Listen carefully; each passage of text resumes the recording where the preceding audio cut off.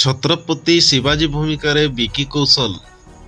December ମାସରେ ଆମେ box ଅଫିସରେ ବହୁତ ବଡ଼ ଧରଣର ଭିଡ଼ ଦେଖିବାକୁ ପାଇବା।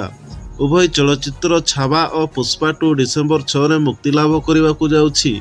ନିକଟରେ ରଶ୍ମିକା ମନ୍ଦାନା ଏବଂ ବିକି କୌଶଲଙ୍କ ଅଭିନୀତ ଐତିହାସିକ ଚଳଚ୍ଚିତ୍ର ଛାବାର ଚମତ୍କାର ଟିଜର ମୁକ୍ତିଲାଭ କରିଥିଲା। ବିକି କୌଶଲଙ୍କୁ ଛାବାର ଟିଜରରେ ଦେଖିବାକୁ ମିଳିଛି। ବିକି କୌଶଲଙ୍କୁ ଦେଖିବା ପରେ ଷ୍ଟାର ଠାରୁ ଆରମ୍ଭ କରି ପ୍ରଶଂସକ ପର୍ଯ୍ୟନ୍ତ ସମସ୍ତଙ୍କ ମନରେ ଗୋଟିଏ କଥା, ଏହି ଲୋକ କ'ଣ କରିପାରିବ ନାହିଁ।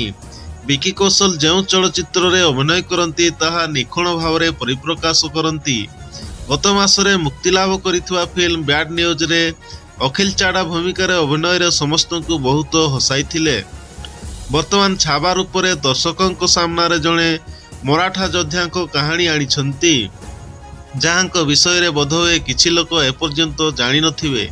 ଛାବାଙ୍କ ଶକ୍ତିଶାଳୀ ଟିଜର ପ୍ରେକ୍ଷାଳୟରେ ସ୍ତ୍ରୀ 2 ସହିତ ଯୋଡ଼ି ହୋଇଥିଲା, ଯେଉଁଠାରେ ଫିଲ୍ମ ଆରମ୍ଭ ହେବା ପୂର୍ବରୁ ଫିଲ୍ମ ଟିଜର ଦେଖାଯାଇଥିଲା।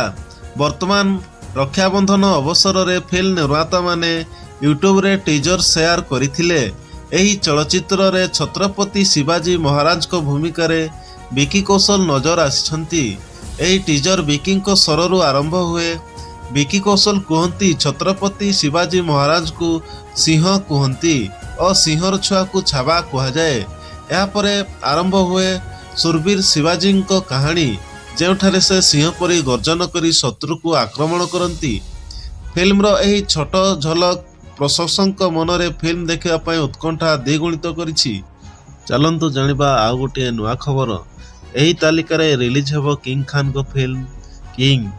2023 ବର୍ଷ ବଲିଉଡ ଅଭିନେତା ଶାହରୁଖ ଖାନଙ୍କ ପାଇଁ ଏକ ସ୍ୱପ୍ନ ପରି ଥିଲା। ଏହି ଅବଧି ମଧ୍ୟରେ ତାଙ୍କର 3ଟି ଚଳଚ୍ଚିତ୍ର ଗୋଟିଏ ପରେ ଗୋଟିଏ ହିଟ୍ ହୋଇଥିଲା। ବର୍ତ୍ତମାନ 2ଟି ଚଳଚ୍ଚିତ୍ର ପଠାନ ଏବଂ ଯବାନ ବ୍ଲକବଷ୍ଟର ଥିଲା। ପରବର୍ତ୍ତୀ ରିଲିଜ ହୋଇଥିବା ଡଙ୍କି ମଧ୍ୟ ବକ୍ସ ଅଫିସରେ ବହୁତ ଟଙ୍କା ରୋଜଗାର କରିବାରେ ସଫଳ ହୋଇଥିଲା।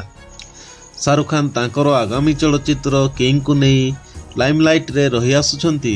ଅଗଷ୍ଟ 2024ରେ ଅଭିନେତା ନିଜେ ସୁଇଜରଲ୍ୟାଣ୍ଡରେ ଆୟୋଜିତ ଲୋକାର୍ଣ୍ଣ ଫିଲ୍ମ ଫେଷ୍ଟିଭାଲରେ ଯୋଗଦେବା ପରେ ଏକ ସାକ୍ଷାତକାରରେ ଏହି ଚଳଚ୍ଚିତ୍ରକୁ ନେଇ ସୂଚନା ଦେଇଥିଲେ। ବର୍ତ୍ତମାନ ଏହି ଫିଲ୍ମର ରିଲିଜ ତାରିଖ ମଧ୍ୟ ଘୋଷଣା କରାଯାଇଛି। ଖବର ଅନୁଯାୟୀ ଶାହରୁଖଙ୍କ ଆଗାମୀ ଚଳଚ୍ଚିତ୍ର କିଙ୍ଗର ରିଲିଜ ତାରିଖ ସ୍ପଷ୍ଟ ହୋଇଛି। 2026 ମସିହାରେ ଇଦ୍ ଅବସରରେ ଶାହରୁଖଙ୍କ ଫିଲ୍ମ କିଙ୍ଗ ପ୍ରେକ୍ଷାଳୟରେ ମୁକ୍ତିଲାଭ କରିବ। ଜାନୁଆରୀ 2025ରୁ ଫିଲ୍ମର ସୁଟିଂ ଆରମ୍ଭ ହେବ। ତେବେ ଏହାର ରିଲିଜ ତାରିଖ ଏବଂ ଏହାର ସୁଟିଂ କେବେ ଆରମ୍ଭ ହେବ ସେ ନେଇ ନିର୍ମାତାମାନେ ଏପର୍ଯ୍ୟନ୍ତ କୌଣସି ବିବୃତ୍ତି ଜାରି କରିନାହାନ୍ତି। ଏହି ଚଳଚ୍ଚିତ୍ର ଶାହରୁଖଙ୍କ ପାଇଁ ଆହୁରି ସ୍ୱତନ୍ତ୍ର ହେବାକୁ ଯାଉଛି, କାରଣ ଏଥିରେ ତାଙ୍କର ଝିଅ ସୁହାନା ଖାନ ମଧ୍ୟ ତାଙ୍କ ସହ ନଜର ଆସିବେ। କିଙ୍ଗରେ ସୁହାନାଙ୍କ ଏକ ଗୁରୁତ୍ୱପୂର୍ଣ୍ଣ ଭୂମିକାରେ ନଜର ଆସିବେ।